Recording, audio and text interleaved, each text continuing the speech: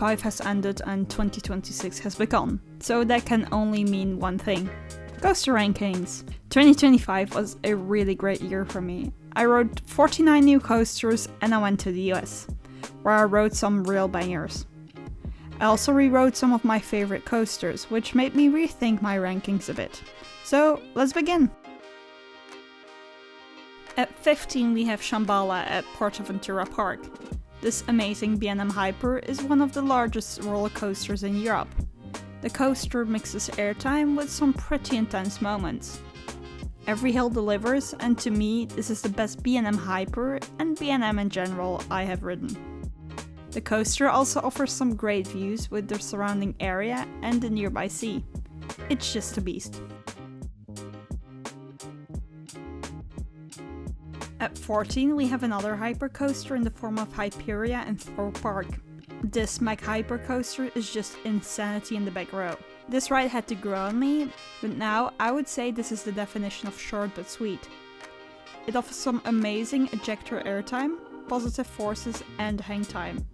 This beast towers over Thorpe Park and deserves a spot among the best coasters I have ridden. From one Mech coaster to another we have Helix at 13. This Mech lounge coaster is located in Liseberg and it's so unique. It's fully located on the side of a hill. The coaster uses its terrain to its advantage, which is so cool. It needs some time to warm up though, because in the morning my rides were worse than in the afternoon. And you don't have to expect too much from the lounges, because this was when Mech lounges were still a rolling tractor. But Helix delivers on presentation, airtime, hang time and positive forces. It's a jack of all trades. And that soundtrack, it's just amazing.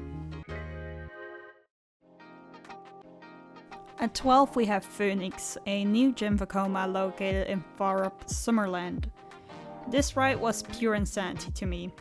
Amazing ejector airtime, great hang time, and it was so smooth. But don't get me wrong, it's not because it's smooth that it isn't relentless. The location in the forest is also so nice. Phoenix is the best next gen Vekoma I've ridden to date, and it definitely deserves a spot on this list. Just missing out on the top 10 is Red Force and Ferrari Land in Portaventura Resort. This is the highest and fastest roller coaster in Europe, and it's so simple. A lounge, a top head, and back into the brakes. But that lounge is what puts it so high. It's one of the craziest moments I've ever experienced on a roller coaster, and the adrenaline rush was just insane. There's not much else I can say about this ride, just that it has the most insane lounge ever. In number 10 we've got El Toro at Six Flags Great Adventure. I've got one word to describe this ride: insanity. I know I use the word insane a lot, but this is the definition of this ride. I got one ride on this, and yeah, I know after one ride you cannot judge, but I got it in the back row, and let me tell you, that drop was the most insane thing I have ever experienced on a roller coaster. It was so crazy. From that moment onwards, I was in awe with this ride. The layout is relentless and full of ejector airtime, and I just adore this ride for some reason. At number 9 we have another Intamin. Expedition G-Force is an Intamin mega coaster located at Plopsaland, Germany, or Plopsaland, Deutschland for the locals. This coaster is just another one of these classics that I just really love. The drop is amazing and the whole layout is gracefully filled with pops of ejector airtime. You soar above the park, which adds another layer for me. I just really adore this ride.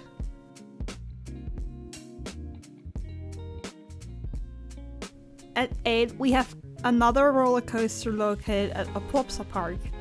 The Ride to Happiness at Plopsaland, Belgium. This ride used to be my top 3 for a very long time, but sadly it has become very rough and I just have ridden a lot of coasters that I deem better. The coaster has become so rough that to me it's not very rideable anymore, but of course it's still an amazing coaster. It's insane, the spinning aspect is so much fun, and that makes it that your ride will be different every time you ride the Ride to Happiness. It still has some of the strongest ejector airtime on the planet, and some of the strongest ejector airtime I have ever experienced. At 7 we have another coaster in Belgium, Conda at Walibi Belgium. This intimate mega coaster has aged like fine red wine. It seems like the coaster runs faster every time I go in it, and it's pure insanity. The ride is filled with ejector airtime hills, and there are so many of them. I truly adore this ride, and I'm so happy that it's located so close to me. At 6 we have another Intamin, Manta at SeaWorld Abu Dhabi. This is a ride that may seem tame, but it is definitely not. The ride is filled with ejector airtime hills, hang time, and it's really flowy. As you may have noticed, I have a thing for Intamins, and this ride is no exception. I really adore it.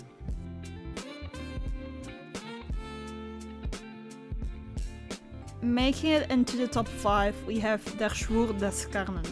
Sorry for that pronunciation. Well, it is located at Hansa Park, and this is one of the most out of control roller coasters I have ever ridden.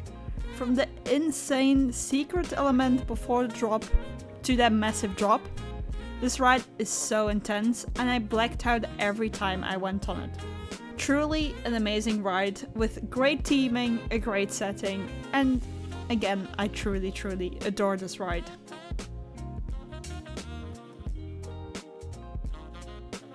On number 4 we have Untamed at Walibi Holland. This is one of the biggest airtime machines out there, and I am fully here for it. This was the first RMC I ever rode, and this ride will forever have a special place in my heart. I was so excited when I first rode it and I got the back row that I literally squealed from excitement. That's excitement. From the moment that you descend on that lift hill to the bruises that you will bear after, this ride is just pure perfection.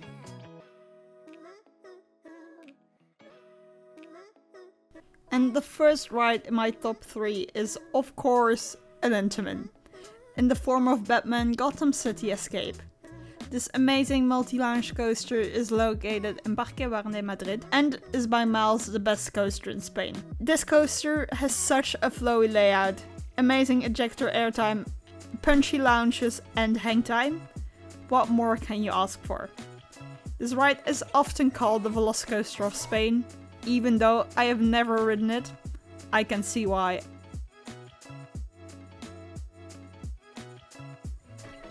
At number 2 we have Toutatis in Parc Asterix in France. I am always in doubt between Batman Gotham City Escape and Toutatis, but this year Toutatis took the cake because of some amazing night rides that I had on the coaster. I found a new love for this ride this year, and it's just mental. The swing lounge provides some of the best airtime you will ever experience. The lounges are very punchy. There are so many airtime moments in general.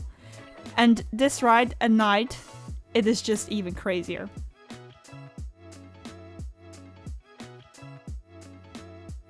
And at number 1 we have, of course, Voltron.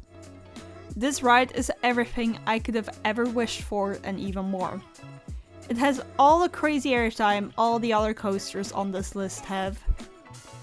Great teaming, it is so long, it has great lounges, amazing unique features, great inversions, and I can go on and on and on about this ride and how good it is.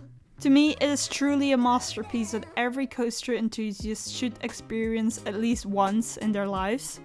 But prepare, because this coaster can get kind of rough on the outer seats. So there you have it, my top 15 coasters after 2025. I truly had an amazing year with some great additions to my coaster rankings, and I am very excited for next year. And I want to know, what are your top 15 coasters? Do you agree with my list, and what don't you agree with? What do you think should be higher, lower, whatever? You can choose. Just leave a comment under the video and I will see you in the next video. Bye bye!